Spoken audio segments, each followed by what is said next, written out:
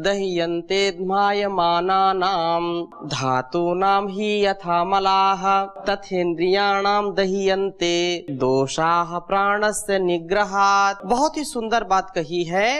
कि जिस प्रकार से जो धौकने से अर्थात आग में तपाने से अथवा गलाने से सोना चांदी आदि जो धातुएं हैं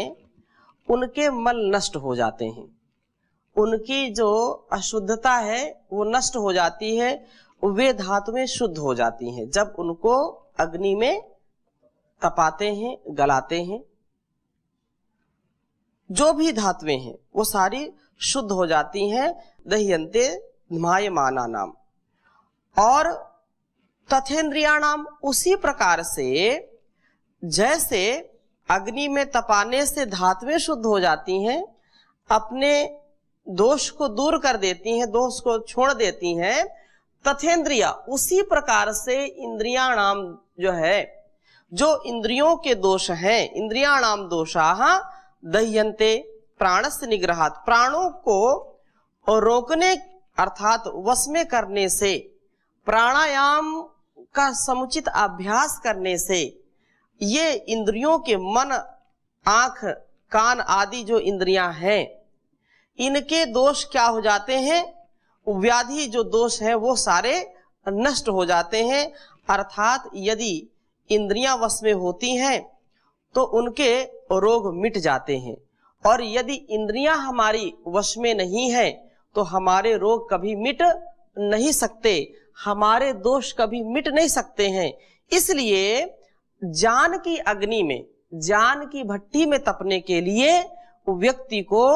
योग प्राणायाम ध्यान करना चाहिए। जैसे जैसे योग प्राणायाम ध्यान करेंगे वैसे वैसे आपका मन एकाग्र होगा, और वैसे वैसे आपकी ज्ञान की जो है शक्ति वो तीव्र होगी, वो बढ़ेगी, उसका संवर्धन होगा। बहुत उत्तम बात कही है कि प्राणायाम जो है सब दोषों का, सब अशुद्धियों का, अर्थात तो जो हमारे अंदर की अशुद्धि है, आप कपालभाति करते हैं, अनुलोम विलोम करते हैं तो आपके पेट की भी शुद्धि हो रही है, वायु प्राणायाम कर रहे हैं, जो भी विजातीय तत्व है वो निकल रहे हैं, और आपका पेट भी ठीक हो रहा है, आपका जो है दिल भी ठीक हो रहा है, आपका दिमाग भी ठीक हो रहा है, आपके मनन करने की शक्ति भी ठीक हो रही है। इसलिए जो व्यक्ति एकाग्रता पूर्वक, क्योंकि अभी जो है और हम आगे इसकी चर्चा करेंगे, तो संकेत रूप में केवल इतनी सी बात है कि जो अशुचिता है, जो मानसिक विकार हैं, मानसिक जो दोष हैं, अंदर की जो अशुचिता है, उस शुचिता को, उस शौच को स्थापित करने के लिए ये विशेष शुद्धि का उपाय बताया है कि वो प्राण से, प्राण का जो है अभ्यास करे, प्राणायाम करे। और जो हम अष्टांग योग की चर्चा कर रहे हैं, तो जो शुचिता है, जो शुद्धता है, जो पवित्रता है, वो यदि उसको यदि धारण करना चाहते हैं तो अष्टांग योग से बढ़कर के और कोई उपाय, प्राणायाम भी उसी में है, प्रत्याहार, धारणा, ध्यान, समाधि सब उसी में समाहित हैं। तो 100 बात की एक बात यह है कि यदि कोई अपने जीवन में शुचिता कायम करना चाहता है,